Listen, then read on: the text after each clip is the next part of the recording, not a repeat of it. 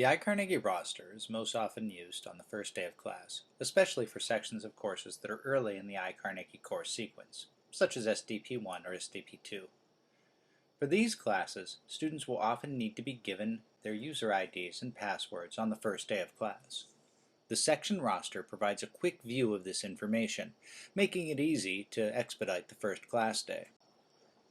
To access the section roster, head to the Trestle staff interface and select the Section Roster button. From there, select the section that you need to view.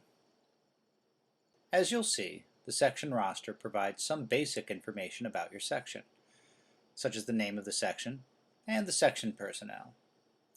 In addition, it will give you a full listing of your students. This includes their name, email, and their user ID. Student names are linked to the student's entry in the section gradebook. By clicking on a student name, you're able to get a quick overview of your student's status and their current grades.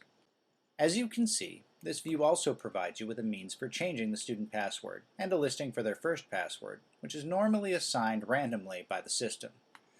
On the first day of class, many faculty will find it useful to create a printout of this roster page, and they'll then cut out strips of the sheet to hand out to students, which will provide them with their login IDs and their initial password.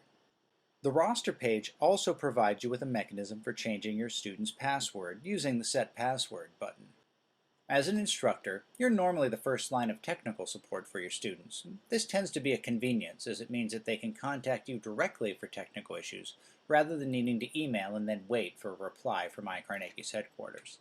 As you'll find, though, it's not unusual for students to forget their passwords, and in this case it's easy enough for you to reset those passwords and directly address this issue inside your class.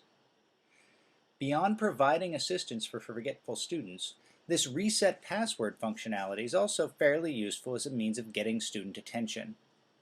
Occasionally, if you find that a student isn't attending class and isn't responding to email or other ways of attempting to contact them, you can reset their password as a means to force them to get in touch with you.